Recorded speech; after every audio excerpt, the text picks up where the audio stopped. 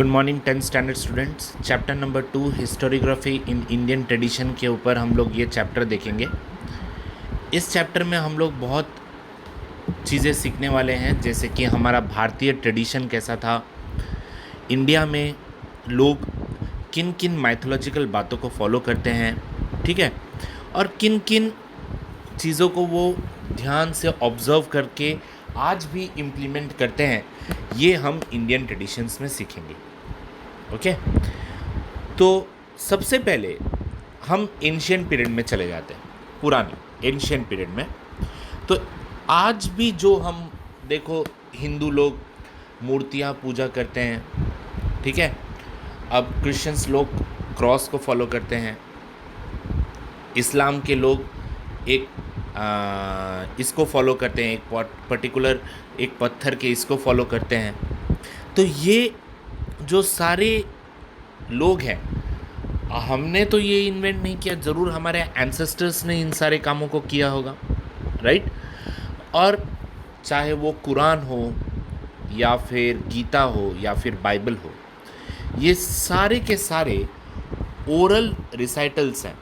Oral रिसाइटल्स मतलब क्या है? देखो, ये देख रहे हो ओरल रिसाइटल्स। ओरल रिसाइटल्स मतलब ओरली जो डिक्टेट किया गया है, ओरली जो बताया गया है, वो है, ठीक है ना। तो आज से कई साल पहले इंडिया में हड़प्पन सिविलाइजेशन का इन्वेंशन हुआ।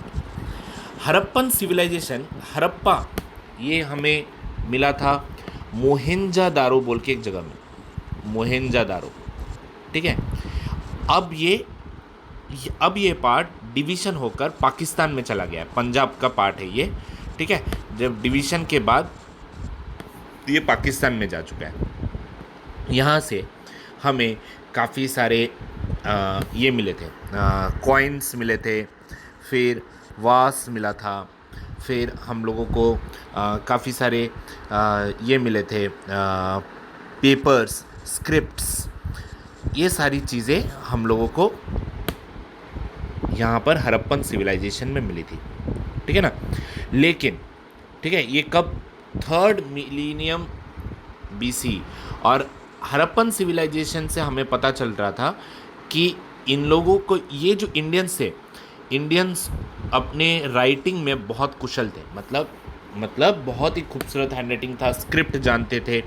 हम लोगों को पता चला कि तभी से लोगों के पास लिखने की क्षमता थी, ठीक है। लेकिन उनका जो लैंग्वेज था, उसको डिसाइफर करना मतलब समझना, ठीक है, उनके लैंग्वेज को समझना हमारे पास पॉसिबिलिटी नहीं थी, ठीक है।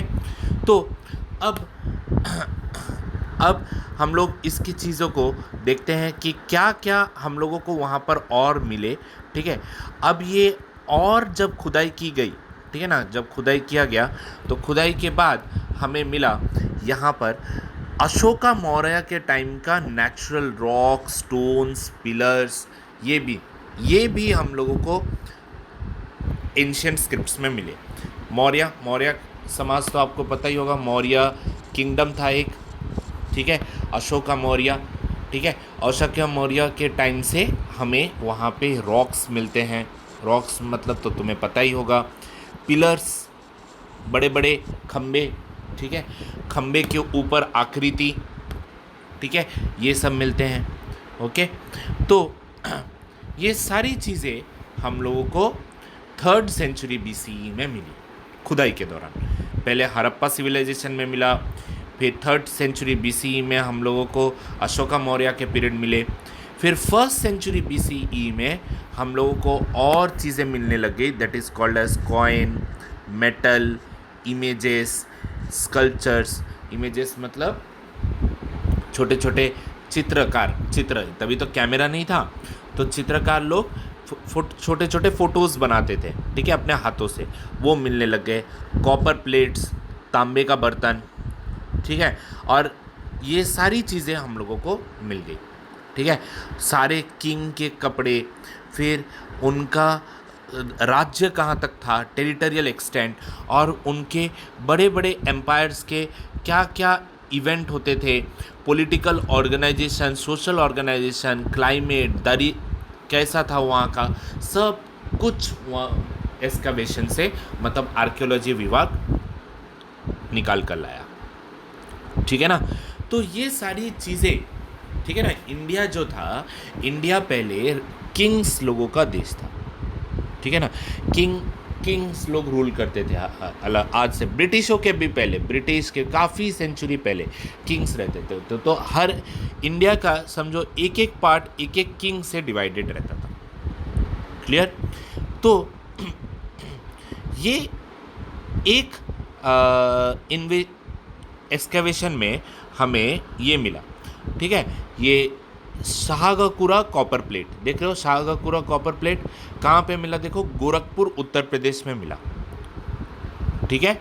तो गोरखपुर उत्तर प्रदेश में हम लोगों को ये सुहागाकुरा कॉपर प्लेट मिला। कॉपर प्लेट मतलब इधर देखो कितना डिज़ाइन किया हुआ है, लेकिन इसकी जो साइफर है, इसके ऊपर जो लिखा हुआ है, वो आज तक हमें समझ में नहीं आया, क्योंकि उनका लैंग्वेज और उनका टेक्निक ही कुछ और था, जो उनके साथ ख़त्म हो गया, उनके परिवार के साथ। अब कोई भी राज्य, कोई भी कुछ किसी भी वक्त ख़त्म हो सकती थी। या तो वो किसी किंग से मारे जाते थे सारे, या फिर खाने पीने के लिए प्रॉब्लम हो जाता था, या फिर कोई तूफ़ान, नेचुरल कैलेमिटीज़, ये सब आ जाते थे। लेकिन जो चीज़ें हैं वो वैसे ही रह जाती थी, ठीक है, जो आज हमें खुदाई में मिल रही है। तो अगर हमें भी आज के डेट पर अगर हमें कुछ हो जाए, ठीक है, तो इंसान कभी ख़त्म नहीं होता। तो पूरा अगर दुनिया ख़त्म हो जाए, तो आज से कई सालों बाद जब फिर से इंसान आएंगे, तो आज की चीज़ें उनको मिलेंगी। कंप्यूटर मिलेगा, ठीक है, ये कार मिलेगा, फिर कैमरा मिलेगा, अलग अलग इलेक्ट्रॉनिक चीज़ें मिलेंगी, और उन लोग चकित हो जाएंगे, बाप रे ये सब भी चीज़ें थी, ठीक है। तो ये सब काम पुरातत्व विभाग का है, आर्कियोलॉजिकल डिपार्टमेंट का है। और इसी तरीके से हमारा ancient Indian literature, Ramayana, Mahabharata, Jain, Buddhist, ये सारी चीज़ें बताता है। और ये भी बताता है कि हमारे पास फॉरेन ट्रैवलर्स, ठीक है, हम लोगों के देश में आए थे, ठीक है। आगे बढ़ते हैं, देखो स्टोरी को कंटिन्यू करते हैं। तो अब तक स्टोरी के हम आर्कियोलॉजिकल पार्ट में हैं। स्टोरी में हमने देखा कि किस तरीके से अलग अलग सेंचुरी में हम लोगों को क्या क्या मिला। पहले हड़प्पन सिविलाइजेशन मिला, फिर हम लोगों को ये मिला, मौर्य किंगडम्स में मिला, फिर हम लोगों को और खुदाई किया तो हम लोगों को कॉइन्स मिले, पिलर्स मिले, सारी चीज़ें हम लोगों को एक बाय एक, एक दर एक मिलती चली गई, ठीक है ना। अब हमें इतना ही नहीं, हमें किंग्स लोगों के जानकारी, उनकी बायोग्राफी, देखो यहाँ पर लिखा हुआ है writing of biographies of Kings, पहले लाइन में, ठीक है ना। और हम लोगों को एक बहुत फेमस बायोग्राफी हर्ष चरित्र written in 7th century by बाना भट्टा इस किंग्स हर्षास बायोग्राफी, ठीक है, ये मार्क करके रखो, ये तुम लोगों को इसमें आएगा फिलिंग द ब्लैंक्स में। हर्ष चरित्र, ये बायोग्राफी किसने लिखी थी, बाना भट्टा ने। किसकी, किंग हर्षा की बायोग्राफी हमें खुदाई करके मिली, कोई उससे मिलने नहीं गया था, लेकिन फिर भी हमें उसकी बायोग्राफी मिली, ठीक है। तो वो उस समय का, देखो बायोग्राफी क्या चीज़ है, what do you mean by biography, ठीक है।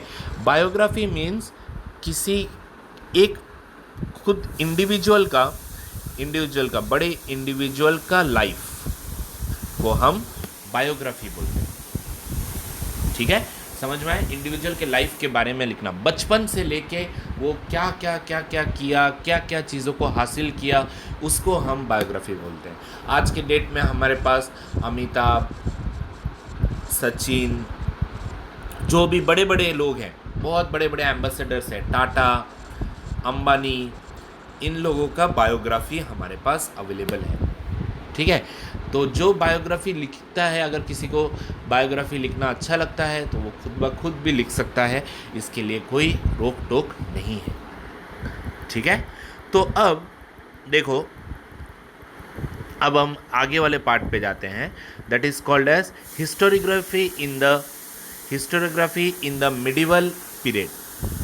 Okay, historiography in the medieval period. तो मिडिवल पीरियड मतलब बीच का समय, बीच के समय में क्या क्या हिस्टोरियोग्राफी हुआ था वो हम देखेंगे। ठीक है। तो the style of writing Rajatarangini the history of Kashmir by Kalhana in 12th century is quite close to the concept of modern historiography. तो देखो, बुक का नाम क्या है, कश्मीर के ऊपर लिखा हुआ राज तरंगिनी, देख रहे हो, राज तरंगिनी, क्या नाम है, राज तरंगिनी। राज तरंगिनी को कश्मीर के बारे में लिखा हुआ बताया गया, कब, 12 सेंचुरी में। ठीक है, जो मैं अंडरलाइन करा रहा हूँ, जिस बुक्स का नाम अंडरलाइन करा रहा हूँ वो तुम लोगों को रहेगा, ठीक है ना, इस बुक में। तो ये ध्यान रखना, राज तरंगिनी। ठीक है। तो राज तरंगिनी एक ऐसा बुक है जिसको कश्मीर के बारे में लिखा गया था, जिसको कल्हना ने लिखा था। ठीक है। और कन्हला himself says that he wrote this text after critically examining various sources like inscriptions, coins, remains of ancient monument, dynastic record and local tradition। तो कल्हना ने खुद उस बुक में जाहिर किया है कि उसने जो भी चीज़ें लिखी हैं वहाँ के लिखावट, कॉइन्स, फिर पुराने मॉन्यूमेंट्स और रिकॉर्ड्स को देखकर ढंग से लिखी हैं। ठीक है।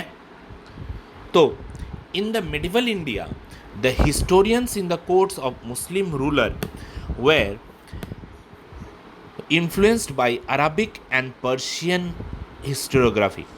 तो जो मिडिवल इंडिया में जो हिस्टोरियंस थे, मुस्लिम रूलर्स, देखो उस टाइम पे जो रूलर्स थे, बाबर वाबर, जो मुस्लिम रूलर्स थे जो देश में राज कर रहे थे, उन लोगों ने अरबिक और पर्शियन हिस्टोरियोग्राफी को बहुत सराहा, बहुत पसंद किया। ठीक है। तो among them Ziauddin Barani holds an important place in Tarikh Firoz Shahi, a book written by him. क्या बुक का नाम है, देखो, तरीके फिरोज सही एक बुक का नाम है। ही stated the purpose of historiography. ये बुक अरबिक और पर्शियन भाषा की बुक है। तरीक ये फिरोज सही, जो आज धीरे धीरे करते इन अरबिक भाषाओं को उर्दू लिपि में बदल दिया गया। ठीक है। तो according to him the historian duty is not limited only to the recording of the rulers valour and policies of welfare, but he should also write about the rulers failing and incorrect policies. लेकिन यहाँ पर देखो, यहाँ पर इस book में क्या दिया हुआ है कि एक जो किंग रहेगा या जो रूलर रहेगा, ठीक है, केवल उसके अच्छे वैलर मतलब उसकी प्रतिष्ठा, उसकी पॉलिसीज़ और उसके कामयाबी को या उसके पैसे को ही नहीं बताना है, उसके फीलिंग्स मतलब वो कहाँ कहाँ हारा, उसके इनकरेक्ट पॉलिसीज़, ये सब कहाँ कहाँ हुआ, ये सारी बातों के बारे में बताना है। ठीक है। तो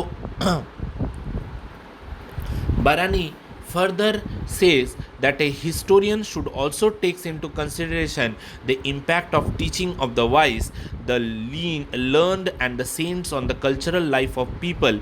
Thus Barani expanded the scope of historiography।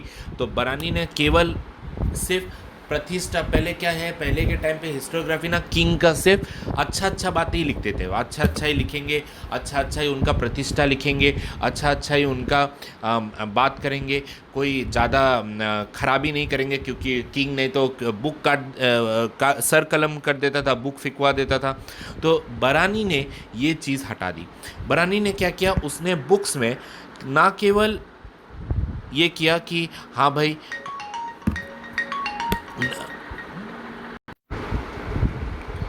तो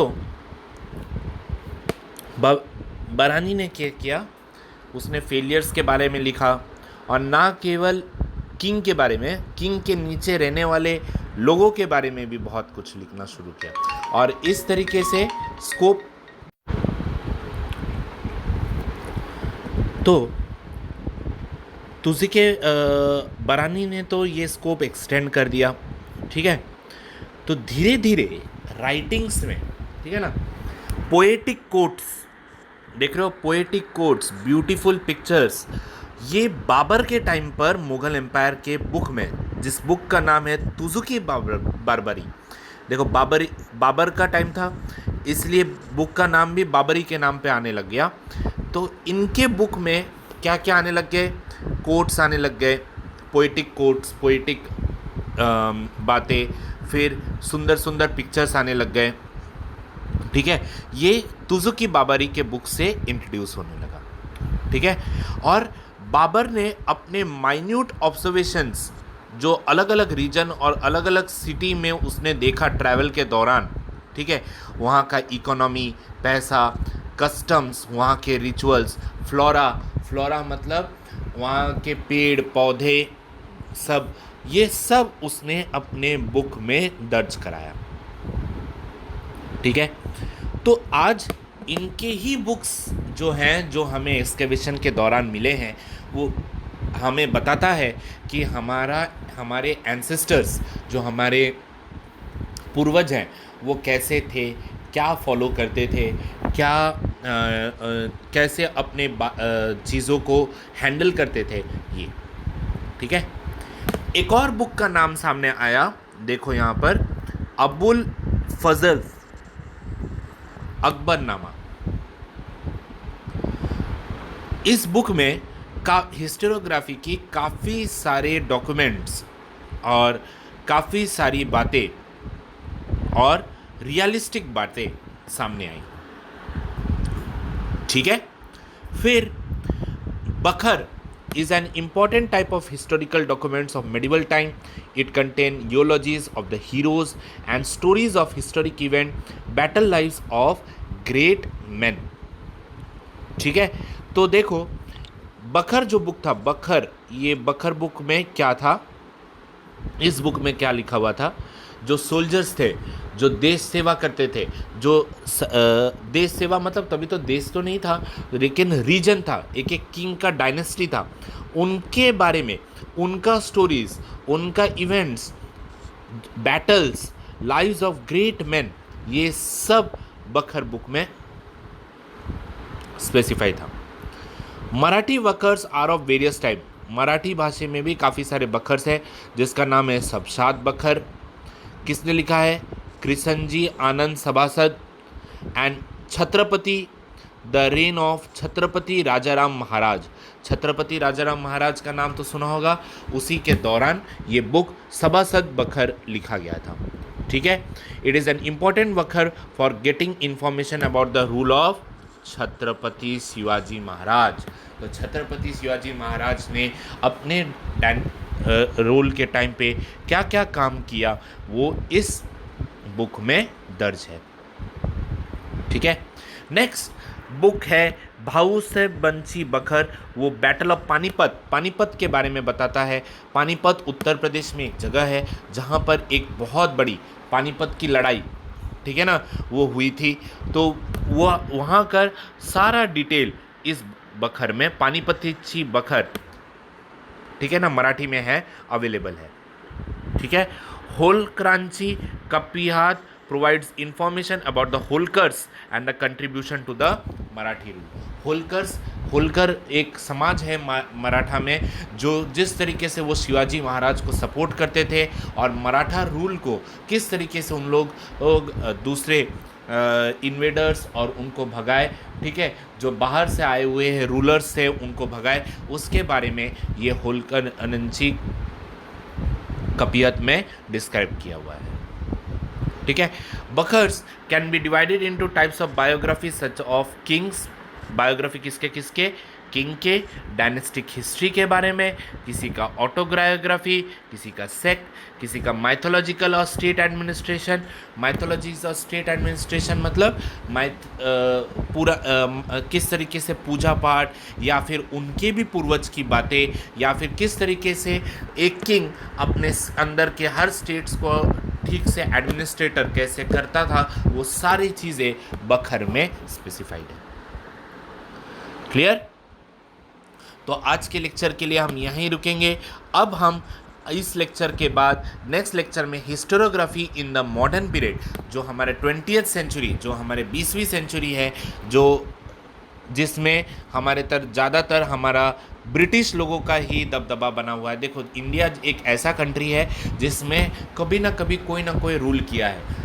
पहले काफ़ी इन्वेडर्स थे जो अफ़गानिस्तान से आए थे, फिर मुगल्स आए, फिर हर कोई आता चला गया।